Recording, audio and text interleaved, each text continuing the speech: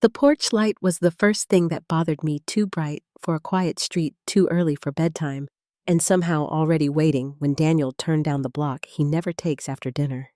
He'd called it a shortcut, the word tossed out casually while his hand tightened on the wheel, and his phone lit up face down like a heartbeat under glass.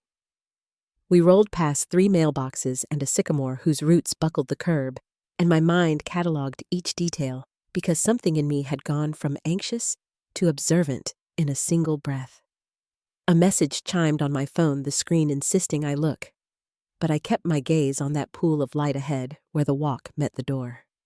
He slowed, then sped up again like a man rehearsing a move and backing out at the last second. I told myself we were just passing through, nothing to note, nothing to file away. Yet the light stayed with me, printed behind my eyes. By the time he merged onto the main road, my smile worked on the outside, and my stomach did not. Before I tell you what came of that light and the road it revealed, let me know where you're listening from tonight, and if you've ever trusted your gut over someone's excuses. Your support helps stories like mine reach the people who need them. My name is Carolyn, and if you'd met me a year ago, you might have called my life ordinary in a way people mean as praise. A modest house with white shutters that always needed repainting, a husband with a brisk schedule and good suits, a job I loved that didn't impress anyone at cocktail parties.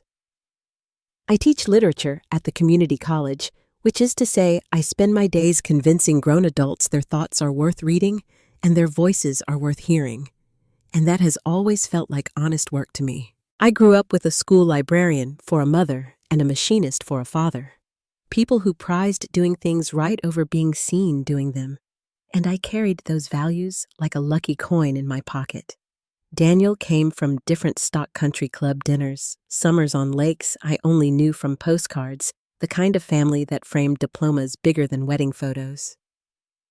He was charming from the first hello, quick with compliments, quicker with plans, and when we married, I believed we were bringing out the best in each other. In the beginning, our differences felt like balance. He liked numbers, I liked stories. He chased the deal, I made soup and graded essays on the couch. He kept an eye on the big picture. I noticed the small things that kept a home standing. We were good at holidays, good at hosting, good at looking like two halves that clicked together without splinters. Chloe fit into that picture easily, the friend I'd known since sophomore English who never once forgot a birthday and was always first to show up with a casserole and a joke that landed. She rented a townhouse 3 blocks away and learned our keypad code without being asked, and on Saturday mornings we'd walk the loop around the park with coffee cups, her ponytail swinging as she told stories that made even errands sound entertaining. Daniel teased her the way brothers tease sisters, and she teased him back, and I folded that into the story I told myself about found family and the luck of a life that still made sense. There were moments, small ones, that tugged at the edges of that story in ways I chose not to name. The way Daniel's phone lived face down on the counter, the way a message could make his voice go softer than any song, the way his attention sometimes drifted mid-sentence like a kite slipping its string.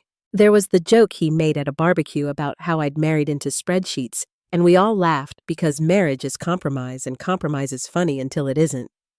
There was the time Chloe said men get restless if you don't keep things new, and I said something about new recipes while her eyes said something else. I set each moment on an inner shelf and told myself I was being wise, not suspicious that a marriage lasts because you let the wind rattle the windows without assuming the house will fall. It wasn't trust without thought. It was trust on purpose. Our 7th anniversary seemed like a good night to pull us back to center. I made the reservation, wore the dress he'd once said looked like a midnight secret, and wrapped the watch I'd saved for a simple classic face he could check between meetings. He had that taut look people wear when they're somewhere and somewhere else at once, and his phone found his hand between bites the way an old habit finds an old scar. Still, he kissed my cheek, thanked me for the gift, and said we should plan a weekend away soon. And if his eyes felt a step behind his words, I decided to meet him where he'd stood with me so many times before. If you give a person the benefit of the doubt often enough, it starts to feel like a mutual vow. We left the restaurant as the air cooled and the streetlights clicked on, and he drove like a man who knew a better way home that hadn't existed the week before. When he called it a shortcut, I nodded and threaded my fingers together tight in my lap. And that's when the porch light appeared at the end of a block. I could have walked with my eyes closed. It wasn't the only light on our street, and it wasn't the prettiest, but it was the kind that says somebody's expecting someone. My phone buzzed again, and the preview flashed a name that has lived in my phone longer than my married name has lived on my driver's license. I didn't open it. I watched the glow at the walkway as we slid by, slow enough to notice, fast enough to deny. Daniel merged back into familiar traffic, the kind that hums you toward your normal life, whether you deserve it or not, and I pressed my tongue to the back of my teeth to keep from saying what a different version of me might have said. I told myself it was late, that lights come on for 100 reasons, that messages can wait until morning when everything looks softer. But the drive home had already done its work, and I understood something I wasn't ready to speak out loud. Some lights don't come on by accident, and once you've seen them, your house never looks the same in the dark. The morning after that uneasy drive, Daniel slipped into the kitchen as if the world had never shifted. His shirt was crisp, his tie already knotted, and the smell of his cologne mixed with the steam from his coffee. He kissed my cheek, the way he always did, light and thoughtless, and told me dinner the night before had been wonderful. My lips formed the words, "Yes, it was," but inside I nearly laughed. Wonderful. He had steered us through Chloe's street like a man who knew where he belonged, and then curled into our bed hours later as if nothing were amiss. I held my mug close, the heat warming my palms while I studied his ease. He poured cereal, hummed under his breath, and glanced at the news scrolling across his phone. Not a trace of guilt touched his face. He even smiled when he mentioned plans for the weekend, like he hadn't left me alone on the night meant to celebrate us. I gave him nothing in return, no hint that my eyes had been wide open, and that silence gave me a kind of control I hadn't felt before. When he left for the office, briefcase in hand, I sat at the table staring at the small rectangle of wood where his elbow had rested. My phone buzzed again, the glow of Chloe's name bright against the morning light. She wanted to reschedule brunch, claimed a migraine had knocked her down. I read the words 3 times, remembering her porch light, her loose robe, and her hair that hadn't looked sick at all. I set the phone face down on the counter, my knuckles whitening against the ceramic. She was lying to me with the same ease Daniel had, and the realization settled into my chest like a stone. For the next several days, I let the two of them believe I was none the wiser. I cooked the same dinners, folded the same laundry, and offered the same smiles when he walked through the door. At night, when the house quieted and he stepped into the shower, I waited until the water masked the sound of his phone unlocking. Notifications popped up one after another, and there it was, her name. Last night was perfect. Same time tomorrow. My stomach twisted, but my hands stayed steady as I scrolled through weeks of messages. They teased each other, shared jokes I wasn't part of, and booked hotels under both their names. There were pictures, too, ones I couldn't unsee. Proof that what I feared wasn't just suspicion. His voice carried from the steam-filled bathroom. "Babe, can you grab me a towel?" I locked the phone, set it exactly where I found it, and forced my voice to sound normal. "Sure." My reflection in the mirror looked foreign, hollow around the eyes, but burning behind them. That was the night I decided I needed more than instincts and screenshots. I needed proof that couldn't be twisted or denied. The following evening, he told me he'd be working late. I smiled, nodded, and asked him not to push himself too hard. When he drove away, I waited 10 minutes, then followed at a distance, my headlights off, until the last possible moment. He didn't head toward the office, not even close. His car rolled confidently into Chloe's driveway, the porch light glowing once again like a stage set just for him. I parked where the trees gave me cover, lifted my phone, and pressed record. His car in the driveway, his figure walking to the door, Chloe greeting him with a look that spoke louder than words. My hand shook not from weakness, but from the weight of certainty. I filmed until the door closed, until the house swallowed them both, then lowered the phone to my lap and sat in silence. The grief that followed nearly crushed me. My chest tightened, my breaths came shallow, and for a few minutes I wanted to scream into the night until someone, anyone, came running. But anger followed quickly, cold and steady, cutting through the haze. I realized then that tears and shouts would only give them the story they wanted, the foolish wife too emotional to be believed. I drove away, parked at a gas station on the edge of town, and stared at the footage playing back on my phone. That moment marked a shift inside me. I wasn't helpless anymore. I was gathering the first stones for the wall I would build between them and everything they thought they had stolen from me. The next afternoon, Chloe knocked on my door carrying a bottle of wine. She sat on my couch, legs crossed, and asked with feigned sweetness how our anniversary had been. I forced a smile and told her Daniel had spoiled me, though the words burned like acid. She clinked her glass against mine, laughing, as if it were our shared joke. I watched her phone buzz on the table, saw her flip it face down with a casual motion, and knew whose name had flashed across the screen. I clinked my glass back, hiding the storm in my chest. That night, I went further. I logged into our joint bank account, scrolling line after line until my vision blurred. Transfers I didn't recognize, withdrawals I hadn't made, thousands disappearing into an account I had never seen. My throat closed as I matched receipts in his email, hotel bookings, jewelry dinners for 2 gifts that never reached me.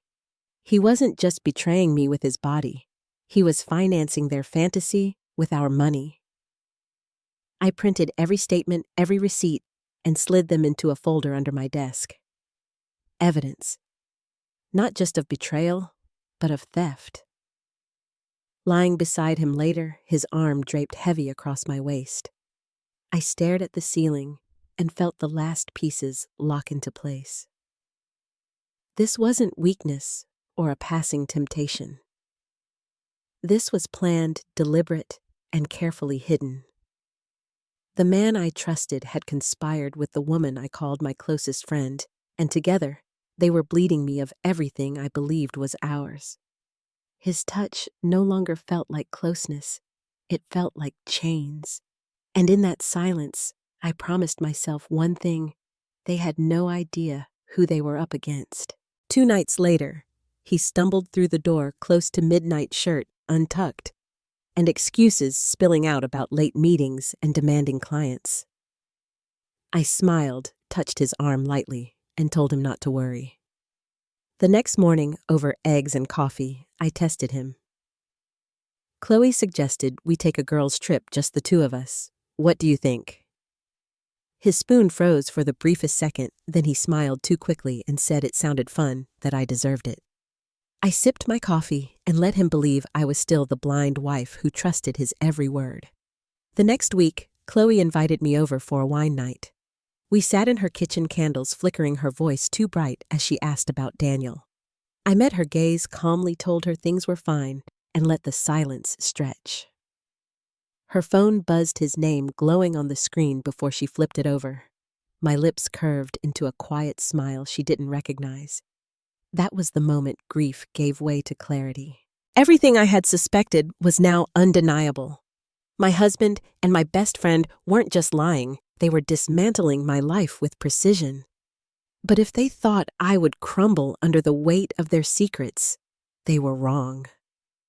That night, sitting alone in my car before driving home, I whispered to myself that this wasn't going to end in slammed doors or tearful confrontations. It was going to end where they least expected it, in court. And as I turned the key in the ignition, one thought carried me through the darkness. If they wanted to play games, They had no idea how dangerous silence could be. At night, I lay in our bed, staring at the ceiling, while Daniel breathed heavily beside me, his arm draped across my waist, as if nothing had changed. His touch used to feel steady, a comfort in the dark, but now it pressed on me like a weight I couldn't shift. My mind replayed every scene, the porch light flicking on his jacket, tossed carelessly on Chloe's couch, the messages I'd read with shaking hands. Each detail circled like a vulture, coming back to remind me of what I already knew. I felt hollow, and yet, underneath that emptiness, something sharp was forming, a kind of steady fire that didn't flare or burn out. In the daylight, I moved carefully, keeping my face soft, my voice calm. I asked about his day, stirred sugar into my coffee, and smiled when he cracked the same old jokes he thought still charmed me. Inside, though, the silence grew heavier. It wasn't just betrayal between him and Chloe. It was the way they carried on so confidently, mocking me in their lies, believing I was too blind to see. I washed dishes, folded laundry, went to work, and the motions of my life blurred together. But in the quiet moments, the weight pressed hardest, and I would have to set my hands flat on the counter just to steady myself. The grief came in waves. Some nights I cried quietly into my pillow, waiting until he shifted deeper into sleep so he wouldn't hear me. Other times the tears refused to come at all, leaving me staring into the dark with dry eyes that burned from holding back. I'd think about the girl I had been when I said my vows, how certain she was that storms could be weathered if two people faced them together. That girl felt far away now, naive, and almost unrecognizable. What had been built over years of effort could be undone in whispers and shadows, and I felt the loss of that truth more than the marriage itself. Chloe's presence only deepened the ache. She came by one evening with a smile, carrying a pie she claimed she had baked for us. She moved through my kitchen like she belonged there, opening cabinets and pulling out plates as if nothing were wrong. We sat at the table, the three of us, and she laughed easily at Daniel's stories. I studied her face in the glow of the overhead light, remembering how she had once leaned close on my porch with wine in hand, warning me that men like Daniel got bored easily. At the time, I brushed it off as one of her careless remarks. Now it replayed in my mind with new meaning. After she left, I sat alone at the table with the uneaten pie, my fork resting against the plate. Rage bubbled beneath the surface, but it stayed locked in place. I had learned to hold my tongue to keep my movements controlled, because giving either of them the satisfaction of a reaction was the one thing I refused to do. When Daniel came in later, loosening his tie and asking if I wanted to watch a show, I shook my head and said I was tired. He kissed my forehead and went to change, never suspecting that my silence wasn't weakness, it was armor. During the day, I graded essays, my red pen moving mechanically across the pages, but my mind wandered back to our bank statements tucked in the folder under my desk. Each number glared back at me when I revisited them at night, proof that his betrayal wasn't only emotional. He had used what we built together to fund what he thought would stay hidden. The evidence stacked neatly in that folder became a strange kind of comfort, a reminder that I wasn't losing my mind. Still, I kept it locked away where he would never see it. I began to notice how often Daniel watched me when he thought I wasn't paying attention. His eyes lingered a second too long over breakfast, as though he was checking for cracks. "You've been quiet lately," he said one morning, his spoon resting in his bowl. I smiled faintly and told him I was fine, just busy with work. He seemed satisfied with that, returning to his phone, but I caught the flicker of relief that passed over his face. That flicker told me everything he suspected nothing. The loneliness crept in slowly, heavier than I expected. I stopped answering phone calls from my mother because I didn't trust my voice not to break. I canceled coffee with colleagues claiming deadlines when really I couldn't stand the thought of sitting across from someone and pretending my life was intact. At night, I paced the kitchen floor in bare feet, listening to the hum of the refrigerator and the tick of the clock on the wall. It was in those hours that the questions pressed hardest. How long had it been going on? When had the shift started? And how had I missed it? The betrayal wasn't only about Daniel or Chloe. It was about me, too, about the trust I had given so freely, and the blindness I had wrapped around myself like a blanket. I thought of the summers we'd spent hosting barbecues, the way Chloe had stood at my side refilling drinks, her laugh mixing with his. How many of those evenings had been built on lies? The humiliation was almost worse than the heartbreak, knowing that everyone around us might have seen something I didn't. Some nights, I considered confronting them both at once, dragging the truth out into the open so it couldn't be hidden anymore. I pictured myself standing in Chloe's doorway, watching their faces crumble under the weight of exposure. But each time I reached that point in my imagination, I stopped. Anger was fleeting, but patience that could build something lasting. I reminded myself again and again that silence was my shield, and time was quietly working in my favor. The distance between Daniel and me grew in ways he didn't notice. His late nights became routine, his excuses well-rehearsed. When he climbed into bed, smelling faintly of perfume that wasn't mine, I turned onto my side and let him believe I was asleep. I listened to the rhythm of his breathing until I knew he was lost to it, and then I opened my eyes to the dark ceiling. That dark space became a mirror of my own restraint. I knew I couldn't live in this suspended place forever. Something inside me was shifting, preparing. The grief had worn its course, hollowing me out, until what remained was something sharper, steadier. I wasn't ready to move yet, but the quiet planning had already begun, as natural as breathing. I tucked away receipts, memorized small details, and let the weight of their lies carve me into someone stronger than either of them expected.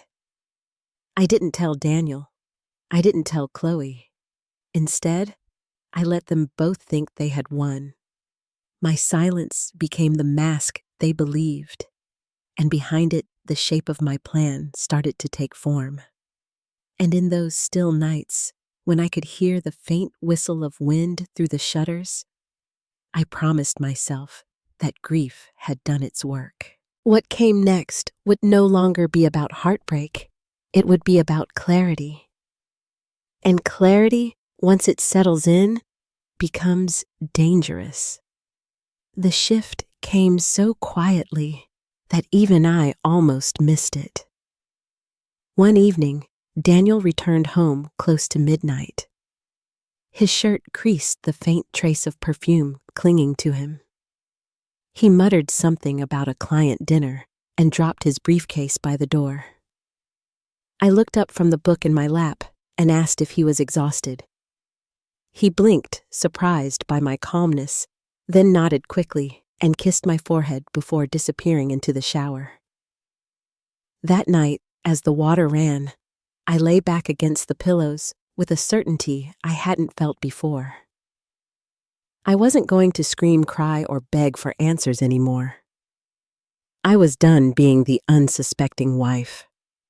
The next morning, over breakfast, I stirred sugar into my coffee while Daniel scrolled through his phone.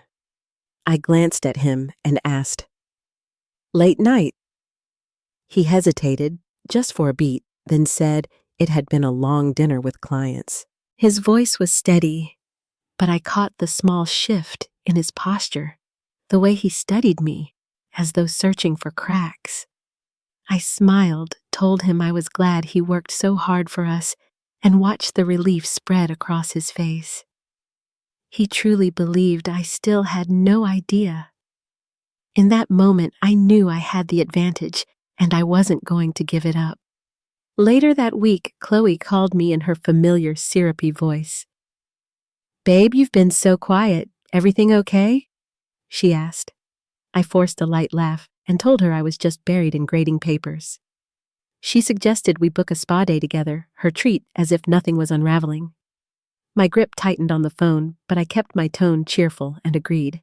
After I hung up, my hand shook with rage. She wasn't only lying, she was rubbing it in, offering me scraps from the money Daniel funneled to her, as though I should be grateful. But instead of breaking, I opened my laptop and started searching for something else entirely. Divorce attorneys, private investigators, professionals who could help me turn this quiet rage into something precise. 2 nights later, I tried silence as a tool. Daniel poured himself a drink, asked why I was so quiet, and studied me with that probing look again. I smiled softly and told him everything was fine. He frowned, searching for a slip, but I had built my mask too carefully. I realized then that the more he underestimated me, the easier it would be to dismantle everything he thought he controlled. And from that night on, silence wasn't just my shield, it was my weapon. The turning point came a few days later. He walked into the bedroom with his jacket slung over his arm and his phone still in hand, muttering about another late night at the office. I tilted my head, watching him closely, and asked if he wanted me to wait up. He froze for the briefest second, then chuckled and said, "No, I shouldn't bother." I set the laundry basket down, told him to be safe, and left it at that. 2 small words, "be safe," were enough to seal something inside me. This was the last time I would play the role of the naive wife, waiting for crumbs of his attention. That night, I packed a small overnight bag with only what I needed. When Daniel came home reeking of Chloe's perfume, I sat him down and said I felt overwhelmed. I told him I needed space, maybe a little time at my sister's house just to clear my head. His surprise faded quickly, replaced by a smug sort of relief. He thought he'd won, that my leaving made things easier for him. He patted my hand and told me to take all the time I wanted. I smiled faintly, hiding the fire building inside me, and thanked him for being so understanding. That was the night I walked out of our house, not because I was broken, but because I finally had room to prepare. At my sister's guest room, I spread the folder across the bed. Screenshots, bank records, photos of his car in Chloe's driveway, every scrap I had gathered over weeks. It wasn't enough yet, but it was a beginning. I took a pen and wrote 3 words at the top of the folder. Everything from him. It wasn't about survival anymore. It was about taking back what was mine and stripping him of everything he thought made him untouchable. The following morning, Daniel called me, his voice warm and rehearsed. "How are you holding up?" he asked. I told him I was coping, that I just needed time, and he sighed heavily as though the weight of our marriage rested on his shoulders alone. He promised to keep things steady while I was gone. I nearly laughed at the irony, but kept my voice low and fragile, letting him believe he was still in control. When I hung up, I knew for certain that the balance had shifted. By that afternoon, I was sitting across from a divorce attorney in a navy suit, his desk stacked with case files. He peered at me over his glasses and asked why I was there. I slid the folder across to him, every receipt and message laid out for his review. His expression tightened as he flipped through each page. "This is solid," he said at last. "Infidelity cases can be tricky, but with this documentation and the financial transfers, we can build a strong case." I leaned forward and told him I didn't just want out. I wanted everything: the house, the accounts, my independence secured. He nodded slowly and promised we could build a case for both adultery and financial fraud. For the first time in months, I felt a sense of direction. That evening, Daniel called again, his tone dripping with false warmth. I played my role perfectly, telling him I was still fragile, that I needed more time. He reassured me and promised we would figure things out. I clenched my jaw to keep from laughing. He had no idea the figuring was already done. 2 days later, I met with a private investigator. My attorney recommended a sharp-eyed woman named Angela Price. She flipped through the folder with quick, practiced hands, then looked me squarely in the eye. "Your husband is sloppy," she said. "Men like him always think they're smarter than they are. You want photos, videos, times, dates, you'll have them." I asked how soon, and she smirked, promising a week. I shook her hand, my grip steady, and thanked her. As I left her office, I felt lighter than I had in months. Meanwhile, I continued to play my part.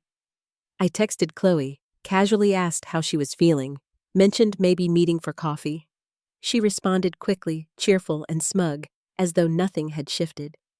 Daniel called me later that night, and I deliberately dropped Chloe's name into the conversation. He hesitated only for a fraction of a second before covering it with forced cheer. "That's great," he said. "You two should catch up." I smiled into the phone where he couldn't see, knowing he still believed in the lie I was feeding him. When Angela delivered the manila envelope filled with photos and videos, I felt the final piece fall into place. Images of Daniel slipping into Chloe's house receipts from hotels, time-stamped and undeniable. "This is airtight," she told me. I stared at the evidence, my pulse steady. What had once been grief was now fuel, every detail feeding into the plan I had built brick by brick. That night, as I sat alone with the envelope spread before me, I realized that this wasn't just a matter of survival or heartbreak anymore. I wasn't merely the wife he betrayed or the friend she mocked. I had become the woman they underestimated, and that was their greatest mistake.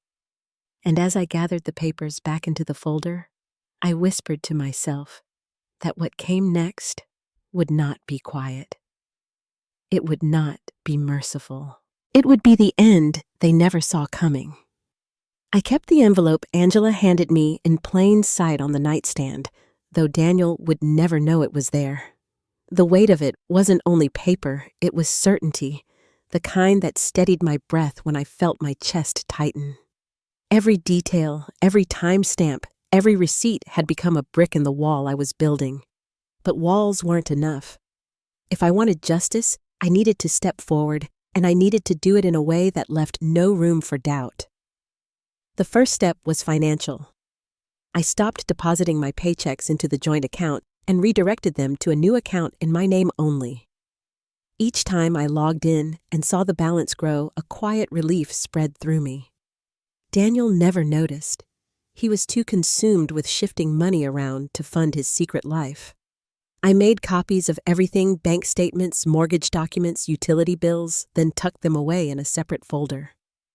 These weren't just records. They were my leverage, each page proof of how far his deceit had reached. I started planting seeds in conversations too. When my mother-in-law called to ask how we were, I told her Daniel seemed distracted lately.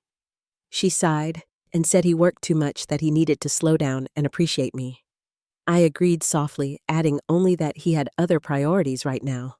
It was just enough to stir her worry to let a quiet crack form in the image of her perfect son. Each small remark was deliberate, controlled the way you'd guide water toward the edge of a dam and wait for it to seep through. Meanwhile, I kept up appearances with Chloe. She invited me over for a girls' night, all wine and laughter, as though our friendship hadn't been hollowed out from the inside. I sat across from her, listening to her stories, nodding when she spoke, letting her believe she still had me fooled. When she complimented me on looking rested, I told her the time away had given me perspective. Her smile faltered for half a second, though she quickly covered it with a laugh. I saw it. That flicker told me she wasn't as sure of herself as she pretended to be. Daniel, on the other hand, was smug. He called often, asking if I was ready to come back, telling me he missed me, that things would be different once I returned. I matched his tone, soft and uncertain, promising I was still thinking about it. He thought he was in control. He thought I was drifting away slowly, ready to come back when he decided the time was right. That belief kept him careless, and carelessness was the one gift I needed from him most. By the end of the month, my attorney had the case fully built: adultery, dissipation of marital assets, even the possibility of fraud. "You'll get the house," he told me. "You'll get the accounts. And depending on how the judge rules, he may owe you alimony too."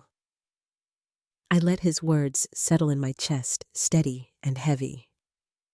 This wasn't just about leaving anymore. It was about reclaiming every piece of myself they had tried to take.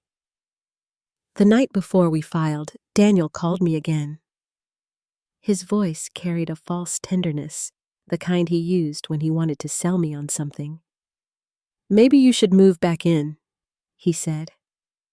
"We can reset. Start fresh." I closed my eyes and smiled where he couldn't see me. "Maybe," I whispered. "I'll think about it." He exhaled with relief, mistaking my words for surrender. I hung up, staring at the documents spread across the table. I didn't miss him. I didn't even hate him anymore. What I felt was sharper than that resolve. When the papers were filed, Daniel stormed into my sister's house with his fists clenched, waving the documents like a weapon. "You blindsided me," he shouted, his voice shaking with more fear than fury. I stayed seated sipping tea and told him plainly that warning wasn't necessary when the truth spoke for itself. His eyes searched mine, desperate for some sign of the woman who once bent to his will. But she wasn't there anymore, and for the first time, he looked at me with something I hadn't seen before: fear. Fear wasn't enough. I wanted devastation. That's why I planned the dinner.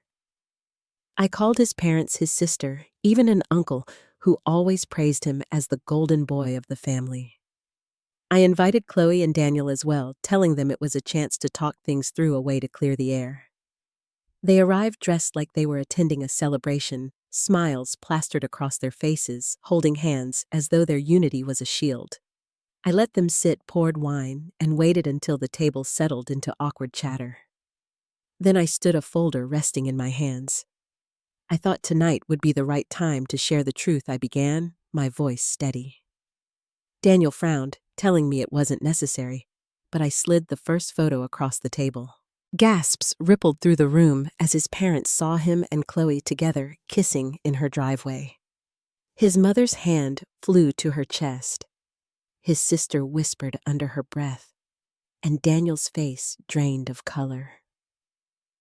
Chloe shifted in her seat, her smile collapsing as quickly as it had been painted on. "This isn't what it looks like," Daniel stammered. I laid down another photo, hotel receipts with both their names, room service for two. Chloe reached for the papers in panic, but I pinned them beneath my hand. My voice was cold when I spoke, sharper than glass. "You were my best friend, my maid of honor, and all this time you were betraying me." The room fell silent, no one daring to move. His father's voice finally broke the stillness, trembling as he asked Daniel if it was true. Daniel sputtered, tried to twist the story, but I cut him off by sliding the bank statements across the table. Transfers from our joint account straight into Chloe's name. His mother gasped, tears welling in her eyes. Daniel lunged for the papers, but I pulled them back, smiling faintly. "Tomorrow, the court will see all of this," I said.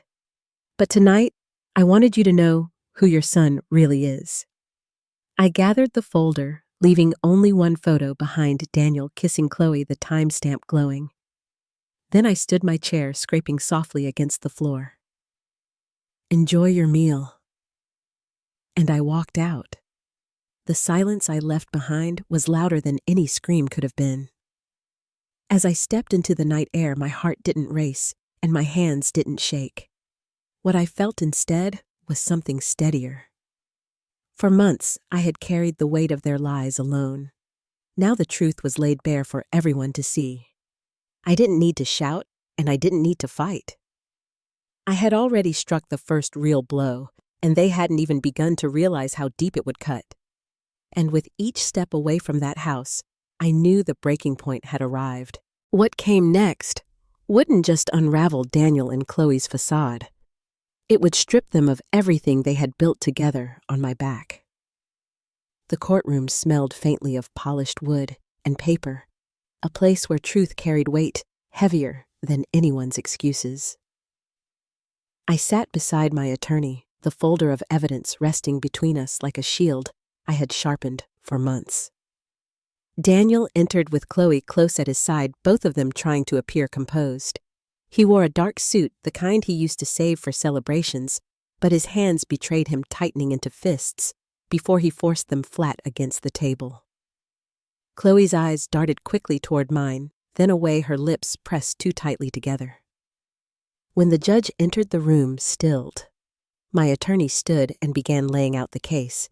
He spoke with precision, presenting photographs, bank statements, and receipts, each one marked and numbered. Images of Daniel stepping into Chloe's house, time-stamped for late nights he had sworn were spent at work. Hotel invoices with both their names, charges for rooms and meals for two. Transfers from our joint account directly into Chloe's. I kept my gaze forward, calm and steady, as the evidence stacked higher than any defense he could muster. Daniel's lawyer tried to object, claiming the photos could be misinterpreted, that receipts were circumstantial. The judge raised an eyebrow and said hotel bookings under two names were not circumstantial. Daniel shifted in his chair, a sheen of sweat rising on his forehead. Chloe kept her eyes on the table, her hands gripping the edge as though it could hold her upright. Then came the video, the final piece. Angela had captured Daniel entering Chloe's front door late at night, her porch light glowing like a beacon.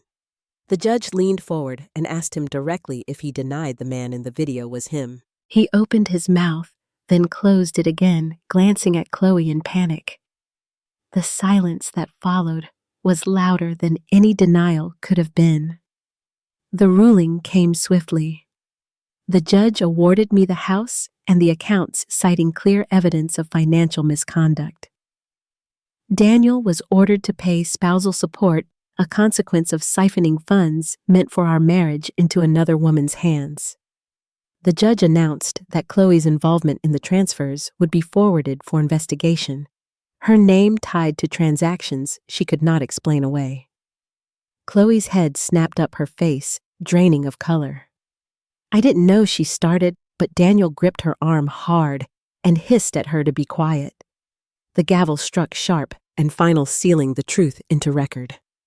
When court adjourned, the hallway outside filled with murmurs. Daniel cornered me near the doors, his voice breaking as he spat that I had ruined him. I leaned close, speaking quietly so only he could hear. No, Daniel, you ruined yourself. I only made sure everyone saw it. His eyes flared with rage. But beneath it, I saw fear. Fear of the life he could no longer control. I turned and walked past him, my heels clicking against the marble floor, leaving him standing alone in his defeat. That night, I walked back into the house that was now mine. The rooms were silent, steady, no longer heavy with secrets. I poured myself a glass of wine and set the court decree on the table, the words on the page proof of everything I had reclaimed. My phone buzzed, a message from Chloe. You think you've won? He'll come back to me. He always does. I stared at the words, then typed my reply slowly, each letter deliberate. Then you can pay his debts too. I set the phone down and drained my glass, the taste sharper than ever before. Within weeks, Daniel's world unraveled.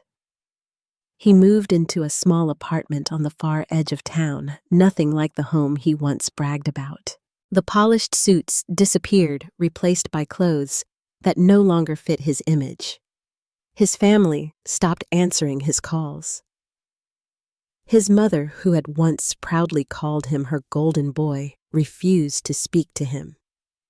His sister told him not to come near her children's birthdays. The distance between him and the people who once admired him grew wider every day, leaving him with only Chloe at his side. But Chloe had her own storm. The bank froze her account, demanding answers for the funds transferred into her name.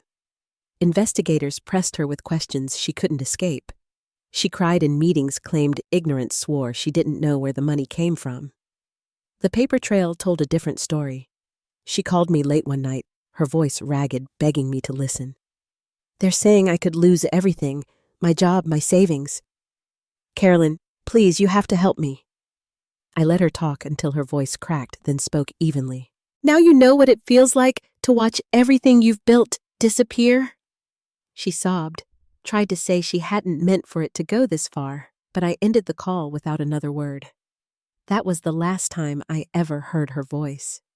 Daniel tried to fight back through the courts, filing motions and appeals claiming I had manipulated evidence, claiming Chloe had lied. But the evidence was airtight. Each attempt was dismissed, each denial weaker than the last. Debt piled high, spousal support, legal fees, frozen assets. In the courthouse hallways, I heard Chloe snap at him, once her voice sharp and bitter. This is your fault. He turned on her just as vicious.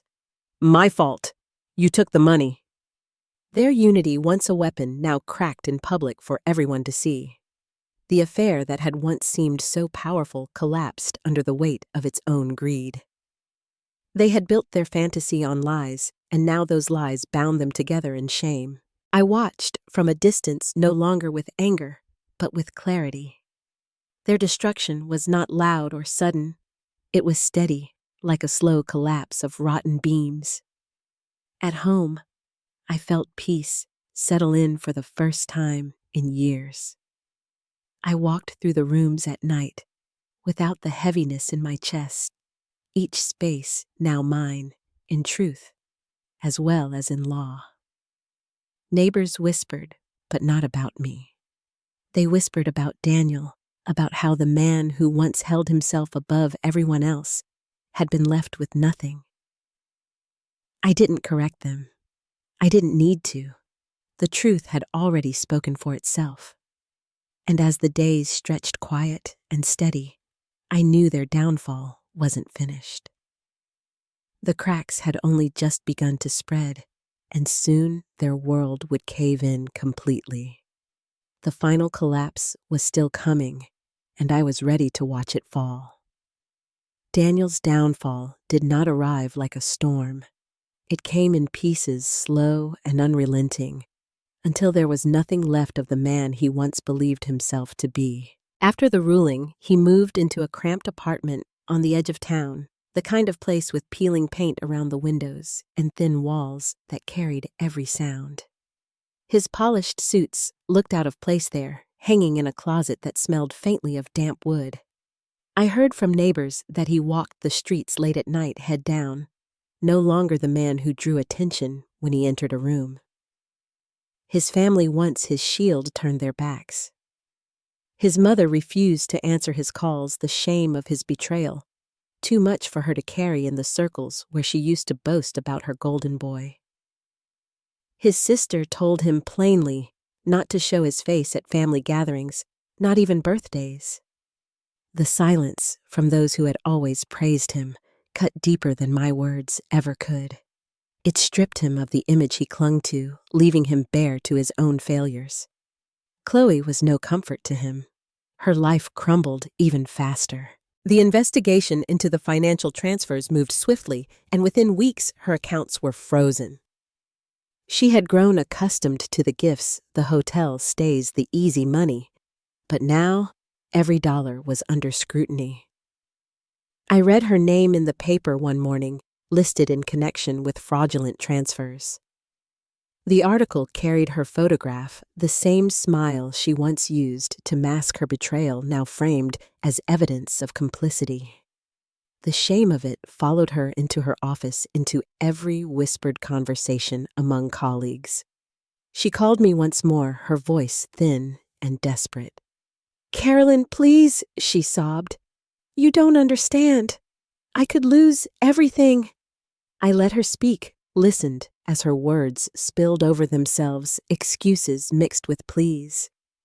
When her breathing hitched, I told her quietly that now she knew how it felt to watch life slip away piece by piece. She tried to apologize, but I ended the call.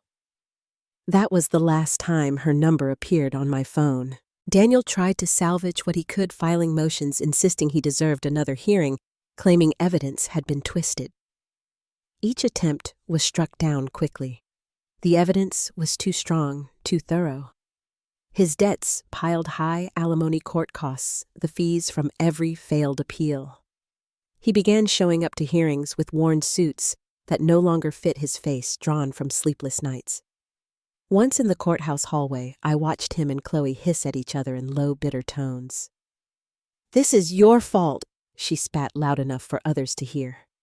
He snapped back, accusing her of taking what wasn't hers. Their alliance, once so smug, fractured in public, their whispered arguments echoing louder than they realized. The whispers spread quickly. Around town, people spoke of the man who had lost everything to his wife, the mistress who thought she had won, only to end up under investigation. I heard my name sometimes, but never in pity. It was Daniel and Chloe who carried the weight of the gossip, their reputations ground into dust. I didn't correct anyone.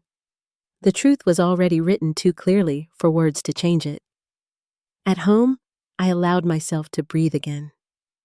I kept the house, walked through each room, without the heaviness pressing against me. I tended the yard, repainted the shutters, small acts that reminded me this space was mine in every way that mattered. I poured wine at the kitchen table and watched the sun dip behind the trees, the silence no longer a prison, but a comfort. The life I had rebuilt carried no shadows, only clarity. One evening, I opened the drawer where I kept the folder of evidence. The court decree rested on top, crisp and final. Beneath it, the photographs and receipts I had gathered so carefully. They were no longer needed, yet I couldn't bring myself to throw them away. They were proof not of what I had lost, but of what I had survived and reclaimed. I closed the drawer gently, knowing that the past no longer held me. Daniel, however, was still held by his. The last text I ever sent him carried only 3 words: "You underestimated me." He never replied, though I knew he read it. Perhaps he sat in that dim apartment, the walls pressing close, wondering how the woman he dismissed as naive had become the one to undo him completely. I didn't need to see him to know the truth. His world had collapsed piece by piece, and I had stood calmly as the weight of his choices dragged him under.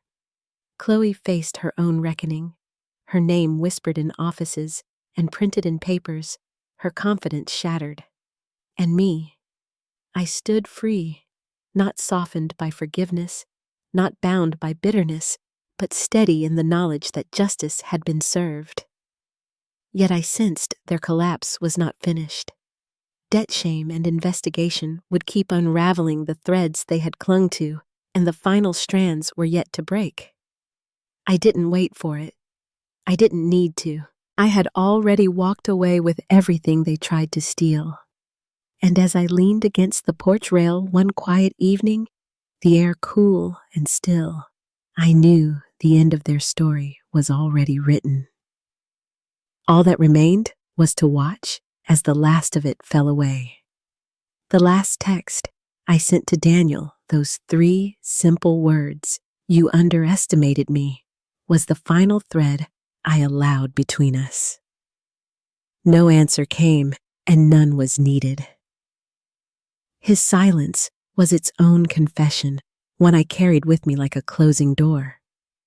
From that moment on, I stopped waiting for apologies or explanations.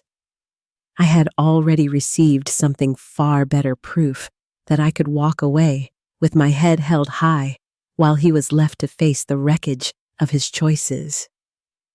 Life in the house changed in ways that surprised me.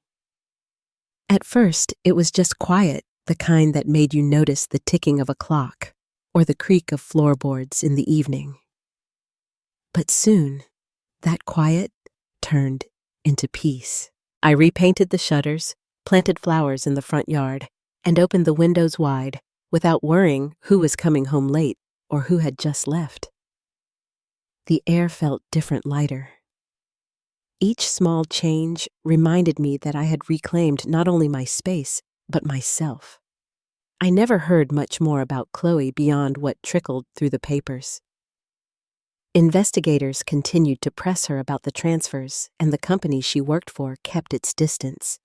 The confident friend, who once swept into every room with laughter, had been reduced to whispers and avoidance. Daniel remained in his small apartment, weighed down by debt and shame. His family, still cold and distant, no longer spoke his name in public.